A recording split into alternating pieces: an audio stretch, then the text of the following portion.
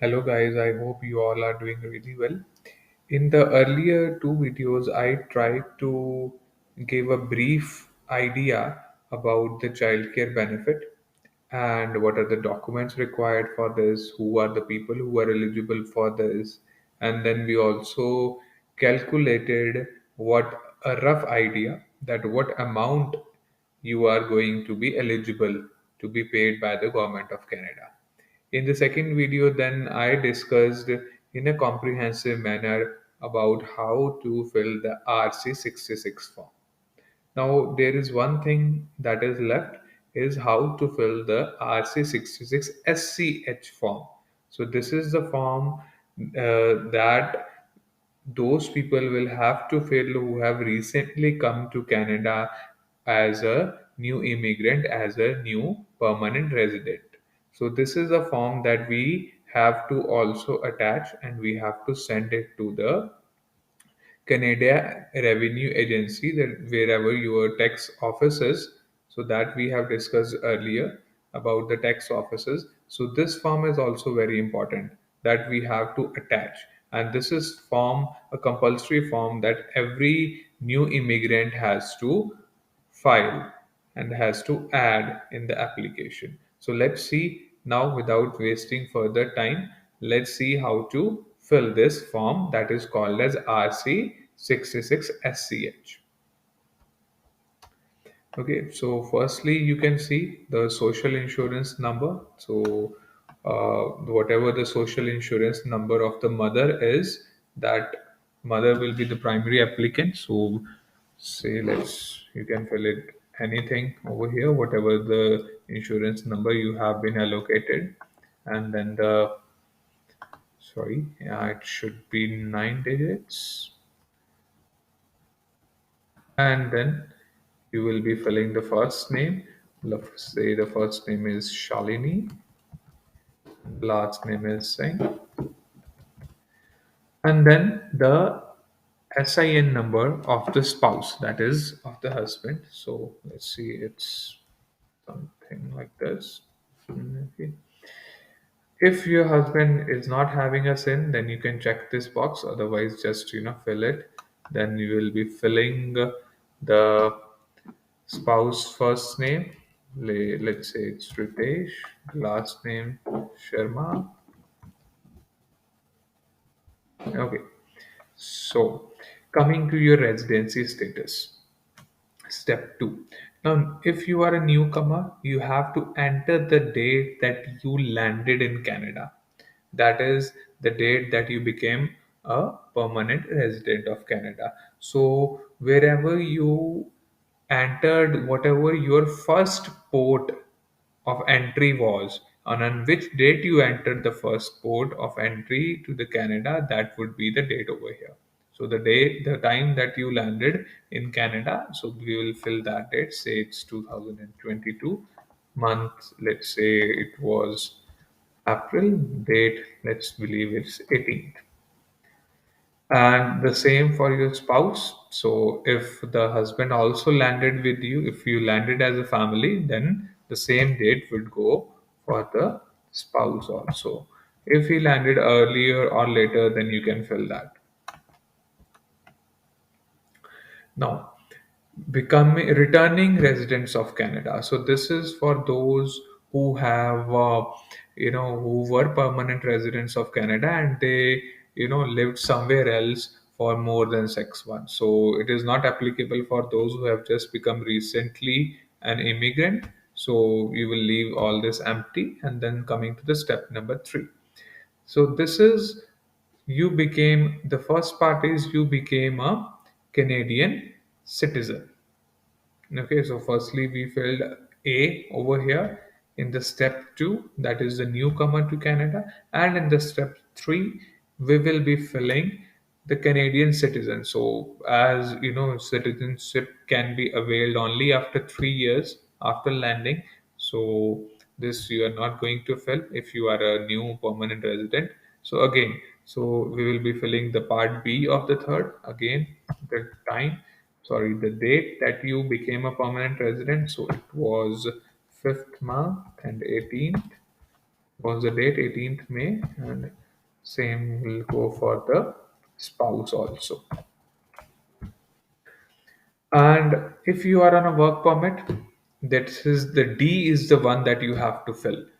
You will have to you have to skip all the first A, B, and C. And if you are on a work permit, if you are a temporary resident, a student, so if you have lived 18 months throughout, okay, without any gap in Canada, then in the 19th month you will be eligible for the child care. So that we have discussed earlier. So here you document number one, that would be your work permit number, its start date, expiry date, and if there is, any other document, then you can have the document number two. So same way, sometimes people apply for more than one work permit. Like there is one closed work permit also that you can apply if your open work permit has expired. So that is why they have given this provision of another document. So same details will go for your spouse. So that is the husband. So document number one, that is a work permit number, its start date, expiry date, and if there is any applicable document number two, then you can fill it over here. So D is for those who are on a work permit or a student. Individual who is registered under the Indian Act, who is not a Canadian citizen. So over here, I have repeated it earlier also. Indian does not mean the one that has come from India, the South Asian country. Indian over here means the indigenous people. So those people the local people of Canada. So those who have lived here for many years, and so those are from Indian community, the indigenous community, not the South Asian Indian. So don't confuse it, just leave it as such, don't fill anything over here. Now this is a step 4. So this is one tricky part. Okay, so you have to fill your income over here.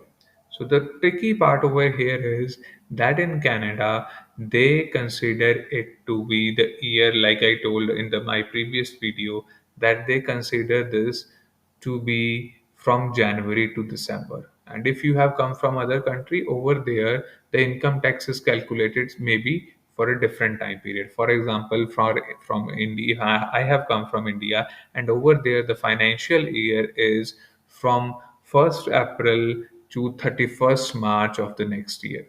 So that's why over here you have to do a little bit of calculations, because here the whatever income tax you filed was from April to March, but here they need is from January to December. Okay, so in the first A section, the year you became, let's see if you have landed this year, 2022.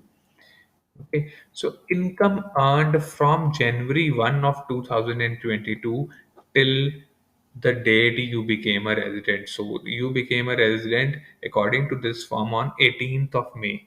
Okay, as we have filled 18th May, the date you became the permanent resident. So from January 1 to 18th May, you have to do the calculations.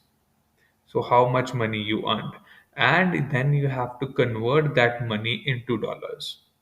Okay, and what rate you are going to take, for that they have already given a link over here. So you can click on this link, and then you can fill the year 2022, and then you can see the rates. So they will give an average rate of the year. So you can over here take the average rate of 2021 or 2022, and you can convert the rupees or whatever the currency of your country was into the dollars. And mind you, this has to be from January 1, 2022 till the date you became a permanent resident. In this case, as according to this form, it will be 18th of May. So let's say after doing all the conversions, it comes out to be something like $2,800, or you can increase according to whatever your income was. Say it's $4,500, and same you have to fill for your husband also. So let's say it's again $4,200. So I am assuming that the wife is earning more than the husband. It's a good thing, right? And then enter the year 1 year, that is 1 year before you became a resident of Canada. So this would be 2021, 1 year before. And again, you have to do a little bit of calculations for the year 2021. Okay, so you have the rough idea. You filed the taxes in your country, so you know you have done a bit of calculations that how much you were earning. The only thing is that you have to consider it only till uh, December end, not till March end. So those 3 months are the one that will be causing you problems. So you can make a rough estimate of whatever you will be doing the calculations, and then you can fill it. So for, say in the previous year it was $5,500, and again I'll keep the husband income a little bit low. It's 5,200, say. Okay, and then the year, the section C you have to fill only if you became a resident between January 1 and May 31 of the year that you entered in the section A. So in the section A we entered 2022. So if you became resident between January 1 to 31 May 31st, then you have to fill this. Otherwise you will be keeping this empty. So I will give you an example. So for example, you became a permanent resident in June, let's say 5th of June. Then you will need not to fill this because it is only till 31st May. But as according to this form, the the date we entered was 18th May. So as it was May, so we have to fill this. But if it is June or later than June, then you need not to fill the section C. Okay, and then in 2020, again a little bit of calculations you will have to do, convert it, and for the conversion rate, they have already given a link over here. This is the link. You just click on this link and it will guide you, and it will tell you the average annual exchange rate. So just multiply the rupees with that or whatever currency in your country and you were earning. So let's say it was, because of COVID, let's keep it a little bit lower. Let's say 5,000, and again for husband it will be let's keep it 4,700. Okay. Just give me a minute. $700. So, so this is was the only tricky part, that you have to do a little bit of more calculations while doing this. So otherwise, it's a pretty straightforward form again. So after filling all this, just uh, you can easily see whatever the details I have filled. And after filling all this form, just take the printout of this. And after taking printout, the mother will be signing, the father will be signing over here. You will fill the date, and this form will be done. Okay, so along with this form, you have to give the RC66 that I have already told you how to do this. So your all the documents will be complete. So I will just repeat all the documents that are required once more. So firstly, you need is a RC66 form. Secondly, RC66 SCH that we filled today. Then you also need the COPR of all the family members, the copy, and then you need a residence proof of your Canada. So that can be your rent agreement or any utility bill. Apart from it, you can attach a, a birth certificate of your child, passport copies of all the family members, and one very important form is the direct deposit form. So we fill the direct deposit form because we want the amount to be deposited in the bank account directly rather than getting the hard check. With in some cases, if you change your address after some time, so you will be have to you will not be having the access to the post that will be delivered to your previous address. So it is always better to have the direct deposit form. And along with the direct deposit form, uh, also you can attach a void check that you can get from your bank, or you can download from the internet banking account that you may have. And in case, guys, if you want me to uh, make a video regarding that how to fill the direct deposit form, then do comment, and I will be more than happy to make a video for how to fill the direct deposit form also. Okay, so thank you so much. And in case if you have any query, feel free to ask anytime and in the comment section. So I will try my level best to give a suitable answer to the whatever query you will be having. So thank you so much. Have a good day.